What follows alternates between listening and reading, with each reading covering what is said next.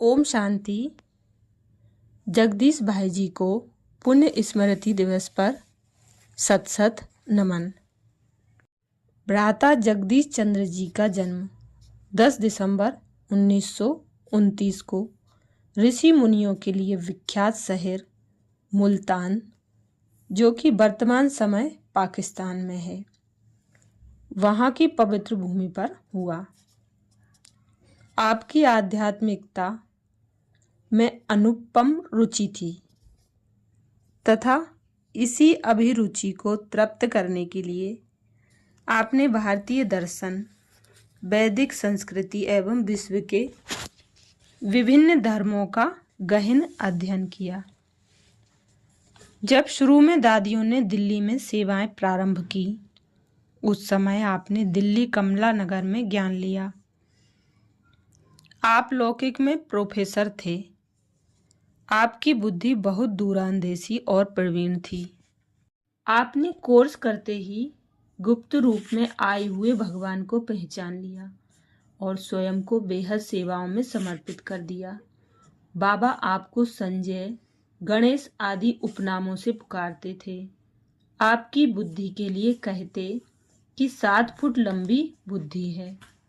आपने राजयोग जैसी जटिल व गुह्य विद्या पर शोध कार्य किया तथा उसकी व्याख्या अत्यंत सरल, सुबोध एवं सुरुचिपूर्ण शब्दों में की। आपने विद्यालय का पूरा साहित्य तैयार किया। राजयोग मानवीय मूल्यों, आध्यात्मिकता एवं समसामयिक विषयों पर 200 से भी अधिक हिंदी, अंग्रेजी और उर्दू भाषाओं में पुस्तकें लिखीं। आप ज्ञान अमृत, वर्ल्ड रिन्यूअल तथा प्योरिटी के प्रधान संपादक रहे और भारतीय एडिटर्स गिल्ड के सदस्य भी थे। आप सेवाओं के आदि रत्न थे। आपका यज्ञ में अग्रणीय स्थान रहा। आप मुख्य प्रवक्ता के रूप में रहे।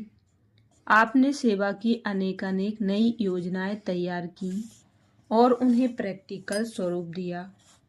आपने विभिन्न वर्गों की सेवाएं हेतु अनेक विंग्स बनाई और उनका सुचारू रूप से संचालन किया। आप यज्ञ सेवाओं की नींव थे। दिल्ली शक्ति नगर सेवा केंद्र पर रहकर आप विश्व सेवा के निमित्त बने। रसिया में आपने सेवाओं की नींव डाली, जहां आज हजारों बाबा के बच्चे ज्ञान योग की शिक्षा ले रहे हैं। आपका व्यक्तित्व एवं कृतित्व सब कुछ जैसे संपूर्ण मानवता के लिए ही था। अक्सर कहा जाता है कि आप सच्चे दधीची थे। आपने 12 मई 2001 को अपने पार्थिव शरीर का त्याग कर संपूर्ण स्थिति को प्राप्त किया। आदरणीय भ्राता जगदीश जी को बाल्यकाल से ही प्रभु मिलन की गहन प्यास थी।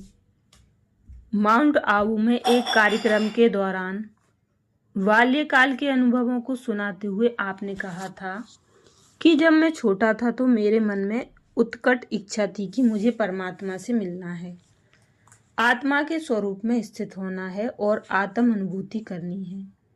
मैंने निश्चय किया था कि मेरे जीवन का यही परम लक्ष्य है। इसे किए बिना मैं नहीं टलूंगा। मुझे और कुछ भी नहीं चाहिए।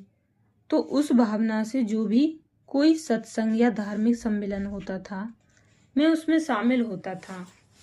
कुछ शास्त्रार्थों में भी शामिल होता रहा।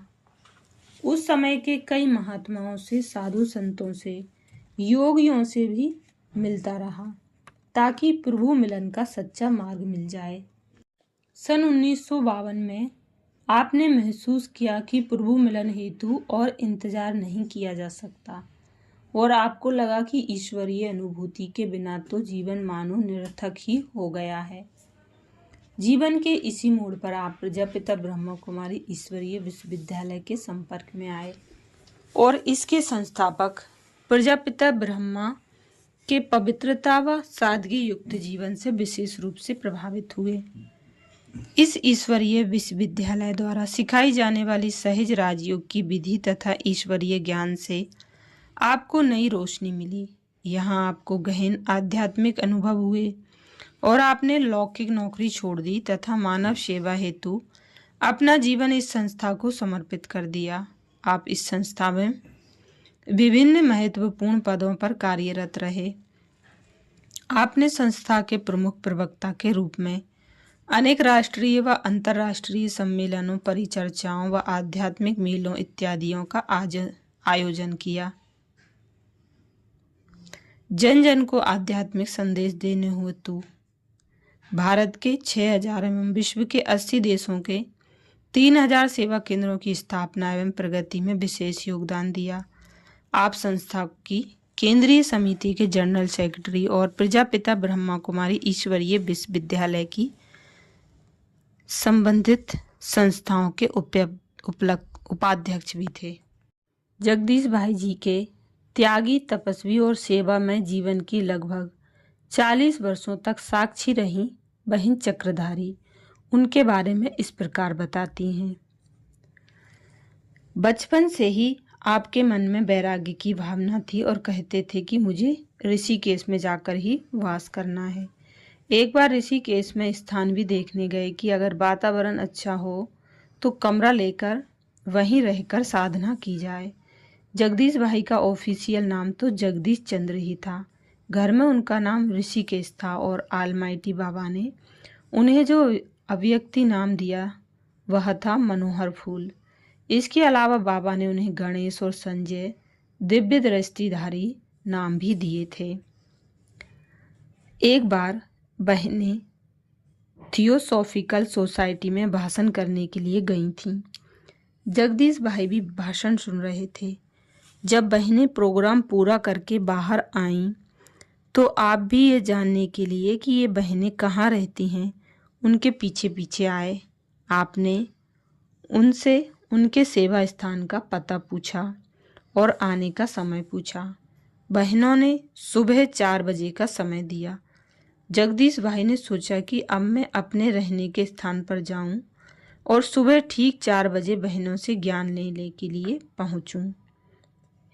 इतना समय तो नहीं है, इसलिए वे वहीं एक पेड़ के नीचे साइकिल खड़ी करके समय व्यतीत करने लगे और सुबह 4 बजे सेवा केंद्र पर पहुंच गए। उस समय बहनें दिल्ली मलकागंज में छोटे से कमरे में रहती थीं। वहीं से आपने ज्ञान लिया। आपको ईश्वरीय ज्ञान की इतनी लगन थी कि आप कई बार तो सुबह 4 बजे से पहले ही पहुंच जाते थे। शाम को भी क्लास करते थे। क्लास करके अपने निवास सोनीपत में एक हॉस्टल में पहुंचते थे। इन्हें रात के 12 बज जाते थे। तब तक हॉस्टल के दरवाजे बंद हो जाते थे।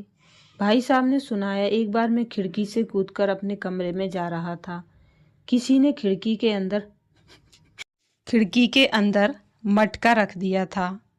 मुझे मालूम नहीं था कि यहाँ मटका रखा हुआ है।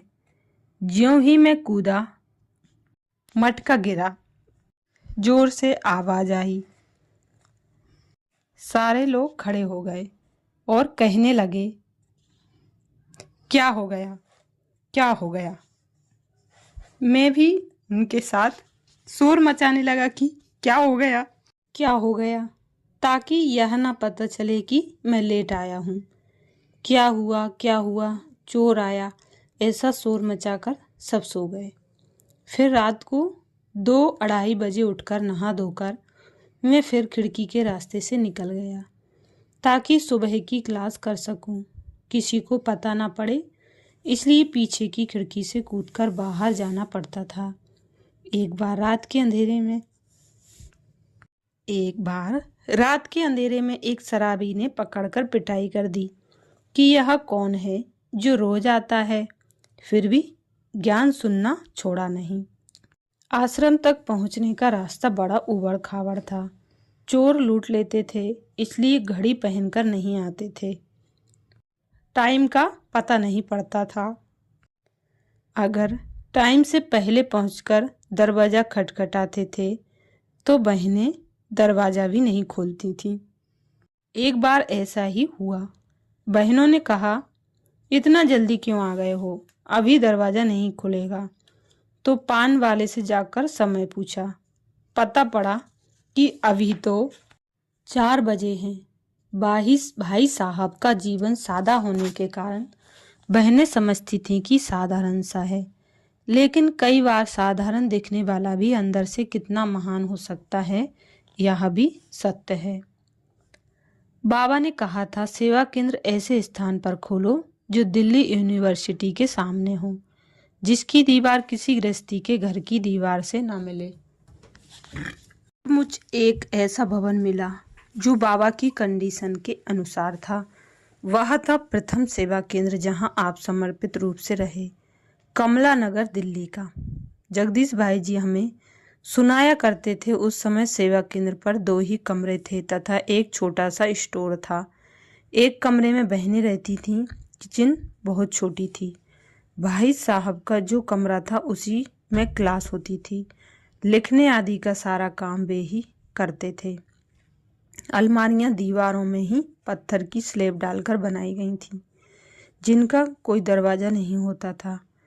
जैसे ही हवा आती थी, सारे कागज उड़ना शुरू हो जाते थे।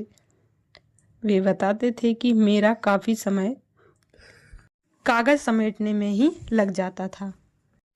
मधुबन से नित्य बाबा किसी न किसी बहन को वहां भेजते ही रहते थे।